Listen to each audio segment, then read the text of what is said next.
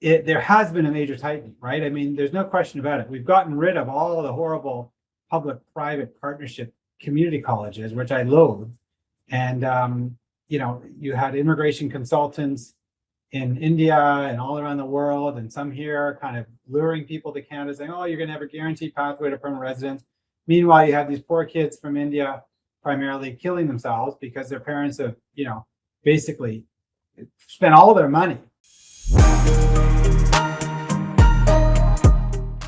Joining me now, Ravi Jain from Jain Immigration Law, somebody who can help us unravel what has recently occurred here in Canada with regard to birthright citizenship. Ravi, thanks so much for being here. I appreciate it. Our pleasure.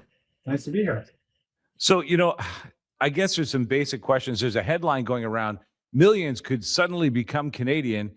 Before we get into the details, overall, is that true about birthright citizenship? It's true. They're not becoming Canadians. They are Canadians. The right has vested. They actually are Canadians. It's just a matter of getting documentation to establish it for whatever reason, right? Whatever interest they have in gaining it. But they actually are Canadian. This happened as a result of a court case. The government was forced to act. Of course, it all stemmed from the desire to limit Canadian citizenship. I think it actually stemmed from the evacuation of Canadians in Lebanon and the very expensive cost to the Canadian government. And so Stephen Harper came in and wanted to limit the ability to transfer Canadian citizenship down generation after generation after generation. So he said, for the second generation born abroad, we're going to limit it. The Canadian parent would have had to have been in Canada at the time of the birth. And that created differences. It created some gender discrimination, it was alleged in the court. And they prevailed. And so what ended up happening is they struck it down. Now, the government, although it's a liberal government now, I think they still liked some of what was in the legislation that the Conservative government had brought in because they did want to limit it going forward. So in other words, they didn't just reverse to the status quo before Stephen Harper. They actually continued with something of a restriction. But this restriction, as it turned out, was simply that for that parent of the second generation born abroad, the parent didn't have to be born here, but they had to have a certain number of days in Canada. Right. A few years, some substantial connection. So in other words, that way, if you're generation after generation after generation born abroad, children who are born in the future will not be Canadian unless the parent had spent some time in Canada with a substantial connection. But we're talking about babies born after December 15, 2025 that this applies to. And that's the key. And that's what a lot of us were sort of scratching our heads wondering about it. We understood that there was going to be the substantial connection requirement for the parent of the second generation born abroad, but we didn't understand like when that would come into effect. We assumed it would apply to all of the people who are currently alive or were currently alive when the legislation came into effect. And that turned out not to be the case. No, it's moving forward. Yeah. It's Yeah. about babies born after December 15, 2025 that have to have that substantial connection. Okay, so let's try to understand what the actual changes are from to be still Bill C3. Easy for me to say. So basically, this is a tightening to some degree of a policy that was left much wider before. But the perception, I think, to Canadians is that we are opening up more floodgates. We're at a time where there's a reduction in immigration. Many countries around the world are taking steps to reduce immigration and control it in a better, more usable and fiscally responsible way. But at the same time, we seem to be allowing citizenship to Canadians that might never even live in this country. Yes. In a word, yes. So you're absolutely, you hit the nail on the head. I mean, it is a bit of a tightening from what was the law when the Liberals were in power previously. For sure, it's a tightening because we are limiting citizenship on a going forward basis. But for all those people born before December 15, 2025, who were alive at that time, as long as you can trace your ancestry to a Canadian and it's unbroken, you can't skip a generation. Like it's got to be, unbroken line, Continuous generations. continuously showing, then they're Canadian. And the other thing that I kind of was interested to learn was that because we had an official speak to us at our immigration lawyers group event. And one question was, well, surely do I have to apply for the oldest person who's alive kind of thing, like the great grandpa or the grandparent, and then get it, and then do the parent, and then get it, and then do the kids? And the answer is no. No, great question. Yeah, they're all Canadian. So you can just apply simultaneously for all of them. So you're absolutely right that in a time when, yes, there are many that feel that the system was mismanaged, the immigration system. Justin Trudeau went on television and said, yep, we made mistakes. I'll give you an example. The number of temporary residents, so that's people on visitor visas or records, work permits, or student visas.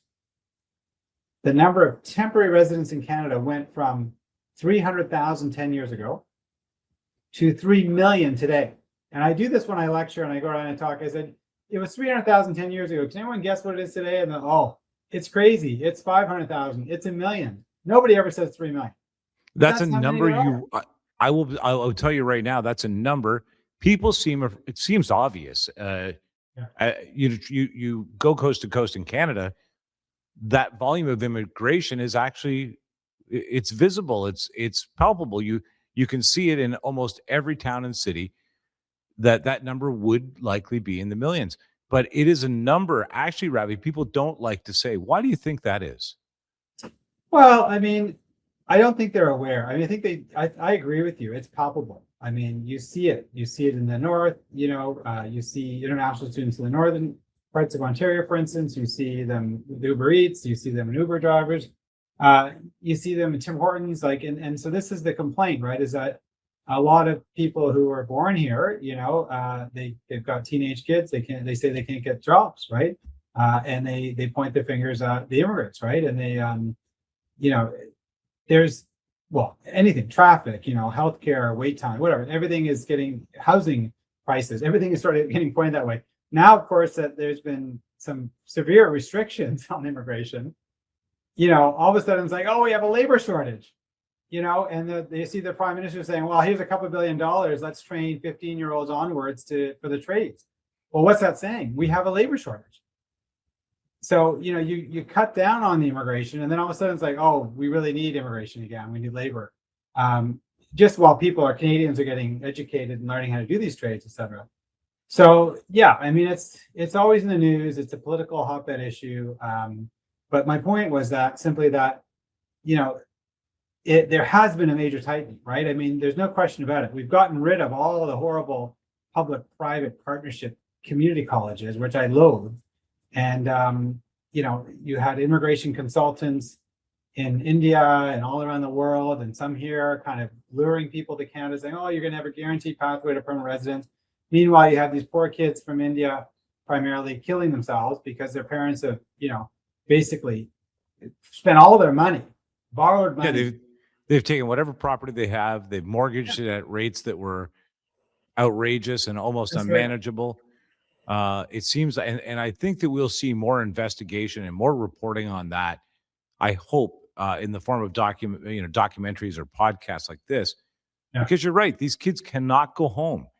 They took every dime that the family would have. They were the great hope, and I think that Canadians are now becoming aware of that. When you talk about, our kids can't get jobs at Tim Hortons because minimum wage is a full-time earning for an immigrant waiting to get status in a country where they just took a useless college course. Yeah. So I think that Canadians, by and large, not immigrants or new immigrants over the last 10, 15 years, recognize this. It's a point where many Canadians feel like, yes, these people were taken advantage of, and now here they are. And then you hear birthright citizenship is Mhm. expanding in this way. Mhm. And it is a little frightening. And I do think many of us, actually, Ravi, you raise a good point. Right away, I was like, well, how many years are we going back on this? I mean, Right. we can't go back to the beginning of time, but hearing that this might be a reasonable way to entice, uh, a more solid or understandable or better applied version of immigration to citizens out there who have a connection to Canada, is that might be advantageous, is it? I basically think it's neutral, honestly, because the people I speak to, they're either upset because of the political dynamic. Some are very, very political. They think everything's going down the drain. Civil rights are going down the drain. It's a fascist, country now, and they're basically, they're Democrats or left leaning or whatever they are, and they've had it. And they want to go. And I'm listening to what they're saying, and I'm sympathetic. They think they see Canada as a very different place. So many of them will get it. And by the way, I got calls when Obama was about to come in too, right? So you got people ironically wanting to come to Canada. Maybe they wanted to go to the West. I don't know, but they were thinking Canada was their big answer to The Obama coming getaway. in power, right? So it's Yeah. kind of ironic. But anyway, so you get it every election cycle, and now we're seeing it between election cycles, but we're seeing it with people becoming aware that they could become Canadian. So there's political reasons. Sometimes it's different. Sometimes it's people in the trans community, parents, who've got a transgendered child. Adults are getting medications, but there's restrictions on children, of course. There's concerns that parents or healthcare providers will be criminalized, et cetera. So there's real palpable fear that I hear and I feel when I talk to these people, and they want to get it if they are eligible because they want to be able to flee on a moment's notice. So you get those types. You get some people in the Jewish community, who are just wanting to have a second passport, right? Because historically they just felt obviously this sense of if I need to go somewhere, I want to have an ability to go and say, here's my documentation. I don't want to have to rely on someone, so there's a historical dynamic to that. So you get all kinds of different reasons, but I mean, there are a few people, trans families who've come, but not as many. And the vast majority of people I'm helping are going to have it, and it's going to sit on the shelf. Like nothing's going to happen. Yeah. So in Yeah. some ways, yes, we've tightened immigration, for everyone else, and we've blown it wide open in terms of citizenship. But is there a real economic effect? Is there any real effect to this? I mean, if anything, it's just money into the treasury, right? I mean, it's not that much. It's only $75, but I mean, it's just it's processing, it's keeping officers busy, and people are going to have a passport they have to renew, and I guess there's fees for that. But I don't see a flood. of No, new Canadians. I think that's the real question here. Are we going to have a huge flood? Now, don't forget this becomes effective people born after 2025, I think you said. Yeah, December 15. Yeah. And so having said that, the effects of this probably, if they were going to be felt at all, are pretty far down the road. No, sorry. That's just for people like what it was. It's actually that's the limit, right? So they're going to have the parents will have to have a substantial connection to Canada if you're born after December 15, 2025. I understand. Right? Okay. But if you're born Crystal before clear. that, then you have a right, right? So A right to do the it, yeah. floodgate is open for anyone who was alive before December 15. Yeah. Okay, well, I don't know if my mother-in-law in Mexico is hearing this, but get packed, Mom. We're bringing you to Canada. We'll have a new passport for you soon. So having said that, as we look at immigration, and this doesn't really have a huge leaning on the reduction of immigration, as an immigration lawyer, you've had some boom years, but they were unraveling a lot of things. I noticed unraveling the lies of agents in another country, unraveling what people thought they could do and what their route to citizenship was going to be here in Canada. Now, does that change your business a little bit, you think, moving forward? The kind of immigration, will it be back to the kind of business that you were maybe doing 8 years ago, 7 years ago, as opposed to this flood of immigration that I'm sure was just constant paperwork and explaining the truth to people? Well, it's interesting you say that because, there are people who go into this field to make money, right? And they see it as a business. They might have pivoted from real estate to, now I'm going to go and do a community college course, and I'm going to, become an immigration consultant, and I'll skip law school. That's too much work, or it's too much money, or whatever. And now I'm going to go into the business of providing immigration services to people. And I'm actually quite against that. I mean, I was just quoted in the Globe and Mail yesterday, saying that I really do think that anyone who's not a lawyer needs to work with a lawyer, with a lawyer's license being on the hook. And part of that is the way we're trained. Lawyers take an oath to protect the public. We have a very vigorous law society. Every province has one, and they audit us. I started my own practice 4 years ago. I've been audited 3 times. And they check to see our trust accounts are done properly. They check to see I'm getting identification for everyone I have a consultation with, the address of the employer, like all this stuff I have to get. And I add a bunch of other questions to my questionnaire before the meeting, by the way, to see if they've had previous refusals of visas, see if there's any criminality in the background. And this is something we're trained to do. We're trained to issue spot. That's what a lawyer is trained to do. And a lawyer, at the end of the day, is there to protect and to serve, and not to see it as a business. So I never see myself as a business person. I never see the practice of law as a business. In fact, if you look at our submissions from either the Canadian Bar Association Immigration Section, which I used to be national chair of, or the Canadian Immigration Lawyers Association, which I helped found and was president of, the first president of CELA. If you look at our submissions, what we as volunteers, because we're not a lobbyist group and no other lawyer is paying me to advocate. And when I say things like lawyers should be the ones practicing law, I'm not getting paid by any lawyers to say this. In fact, lawyers are my competition. Why am I saying this? And look at our submissions. What do our submissions say? Our submissions, if you look at them, they're frequently designed to reduce our work and to reduce the reliance on immigration lawyers, to make things simpler. And so you might, in a way, we're not very good business people if we're constantly spending our own time volunteering to try to teach the government and our lessons and how we've learned to do things. And we say to people all the time, you shouldn't need an immigration lawyer. But at the same time, when the government is gonna, if you tick the wrong box, and if you forget about the fact that you were, you visited the United States and were denied a visa, to, I don't know, some other country, if you don't mention that you have a previous refusal of a visa and you just forget, they ban you for 5 years.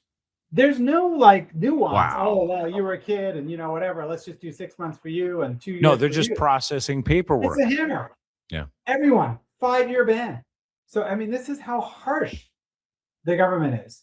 Right. I will say this. And I thought he was a lawyer and they screwed up my case. They say, buyer beware. It's your problem. Yeah. Right. You filed it. It's you. Well, Ravi, it's interesting because in your industry specifically, of course, because we have these conversations on a regular basis, it's important to Canadians because of this massive influx of immigration. Podcasts in England, the US, many parts of Europe are having the same conversations. It's not unusual for us to have this conversation. By and large, the individuals that I've talked to that are immigration lawyers in Canada are amazing people. They say the same thing you're saying. I'm not here on the basis of business. There's no shortage of business. What I'm here to do is unravel for Canadians and new Canadians and potential Canadians how this gets done. And that has always stuck with me because I often do think, do they talk to their accountants, these lawyers? Because this is not great business advice, to actually tighten the industry or the process for new Canadians is something I've noticed a lot of lawyers in this country care deeply about. Much different than the agents that brought immigrants to Canada misinformed, unarmed, and frankly, in a world of fantasy.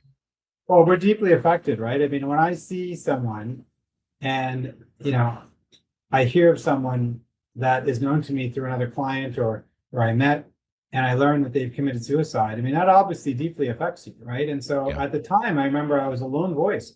This was years ago when I was really like alone, saying, I mean, I remember the ministers going on TV or having press releases, whatever, and they were just going on about how, there are billions of dollars that international students are bringing to Canada. And we're competing, don't forget, they say, against the UK, Australia, United States. Like, this is great for Canada. There's just no downside here. Look at the wonderful community colleges. Look at the buildings that we're building in the East Coast and the West Coast throughout the country. Look at these beautiful, shiny new buildings that international students are paying for. The conservative governments around provincially could say, hey, we're keeping tuition down for you. Your kids, your Canadian kids are not, they haven't had an increase in tuition for how long, right? And that was the sort of mentality. Everything's great, everything's fine, and then I was saying, yeah, but these kids are killing themselves. Number one, the consultants are saying they got a guaranteed pathway to PR, which they don't have. Number two, these private public partnership colleges, someone's saying that they're going to get a work permit at the end of their diploma, and they're not entitled to it. So, then they're protesting at the colleges and they're upset. And, so it's just, it wasn't all it was cracked up to be. And these, I think one of the ministers, Sean Fraser, I think it was, maybe it was Mark Miller, excuse me, said something about, they're puppy mill colleges, and that they're, you look at them, they're going to movie theaters, they're in strip malls. They're not proper Canadian education institutions by any stretch. I honestly think it discredited Canadian education internationally, something we're going to have to work our way back from at a time when universities are going to now be strapped for cash to make an impression on the international community, to bring students here at rates I promise you I paid for a student for 1 year in this country. I don't think Canadians understand the difference in price for a Canadian student and an international student. I don't know if you have figures on that, but it could be 6 to 10 times. Yeah, that's how much it is. It's insane. Yeah. So it's very, very high. And frankly, I mean, look, I try not to be political. I'm a professional, and I don't subscribe to one political leaning when I'm talking to people from a professional perspective. But I can tell you that the failing was both parties, right? I mean, the Conservatives, they're running the education. Like, it's constitutionally, it's an education is a provincial head of power. Provincial thing. That's right. So the ministers who were just letting this run wild, particularly in Ontario, letting the private and the community colleges, it was just I see it. Frankly, I thought it was greed, right? Because you filled all the bums and seats you can.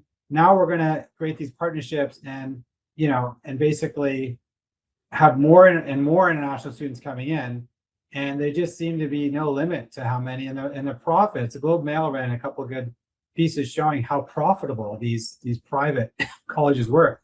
So I think as a failing provincially, now finally the federal government, they're printing the visas, right? So they have responsibility too. They're basically saying, hey, we don't pick the designated learning institutions. Like, that label, like who's designated, that's given to us by the provinces. We don't control that. And I'm Right. like, yeah, but you control the visas, right? You can see how many are coming in. So then they said, fine, we're going to impose a cap, which was the right thing to do. But both parties, and both levels have very everybody is not accomplice, but everybody is definitely aware of their benefit from this. That's a good point that we don't hear very often either. The province participated alongside this without any hesitation to do so. Back to Birthright, just for 1 second. Birthright citizenship, just as a comparison, we've been talking about other countries in the world and how they're handling this. Historically, I think we've been similar to the UK, maybe similar to Australia. Are they making changes based on their immigration situation as well? I can't speak to that. I'm so focused on Canada, but I can point to what's happening south, right? I mean, you have the Constitution of the United States saying that you have a right to citizenship if you're born in the United States. There's a little phrase after that in the jurisdiction, there's some kind of phrase And Donald Trump is saying, and he actually sat in the Supreme Court. I don't know if you remember this. So it's the first time a president has come to the Supreme Court in many, many years to he sat there for an hour just to like basically put pressure on the justices. But I think legal scholars, are pretty clear that it's, if you're born in the United States, you are American, right? But he's saying that if it's, if you're born to someone who isn't there with any status, then legally, yeah, then he doesn't want them to have it. And but you understand the impulse. Like there are people who come to Canada, for birth tourism, right? There are people that help them do that as a business. So I mean, Canadians can get offended by that. But tell maybe just for our listeners, what is work tourism? Birth tourism. So birth tourism, when you come, you're pregnant, someone's here arranging for a hospital for you, hotels, etc. You come from Russia, you come from, Asia, you come from wherever, and then you give birth to your child, and then you kind of stay for a while and then go back. And then the idea is that child will be Canadian and, can come and get domestic tuition fees for university, and live if they want to. They don't have to worry about immigration. And that's arranged again by agents outside of Canada generally? Yeah, there are people. I mean, I'm not saying they're immigration consultants, but there are people who have that as a business. And it's look, I mean, Canadians do get upset about it, but I think again, when I've seen the experts sort of who are familiar with the statistics really look into it, it is actually a very small numbers problem. So I don't want to exaggerate it, but yeah. I'm just saying it does happen. What do you think is the advantages if people are watching right now thinking, I'm going to take advantage of birthright citizenship? It's a good thing. For what reason, if you're a Canadian, to extend this? What do you think some of the benefits are to people who are thinking about doing it? You're talking about birth tourism now? Yeah, but sorry, birth. Okay, so if you just come here, fly into, the tremendous advantages. I mean, they get old age security down the road. They can just come and get healthcare. I mean, in Ontario, it's like a 90-day wait, I believe. But like I say, domestic tuition fees. You can just reside here. You can then sponsor a spouse if you want to. Then your spouse can come. So there's lots of advantages to being Canadian. Not to mention all the visas you don't need for all the countries around the world. We have one of the most respected passports in the world. So there are tremendous advantages. If people wanted to find out more about this, Ravi, how could they reach out to you? Through your website, or is there an email you recommend? I'm not going to help them with birth tourism, but I can help them with for sure in terms of the citizenship by descent, right? If there are people around the world who realize that they have someone in their lineage that's Canadian, and they want to be a Canadian for whatever reason. As I said, maybe it's anti-Semitism, maybe they're in the trans community, maybe they're not happy with the state of politics in their country. I'm happy to help. I can be reached, at Jain Immigration Law. So my direct email is Ravi, or AVI, at JAIN immigrationlaw.com. Okay, well, birthright citizenship, not the panic necessarily that I thought it was, or maybe you thought it was. There's certainly advantages to it, and there's certainly been some changes to it. If you want to find out more, I'd recommend you reach out to Ravi, and we'll make sure that your info is also inside the description. Ravi Jain, thanks so much. I appreciate your time today. Pleasure. Have a good day.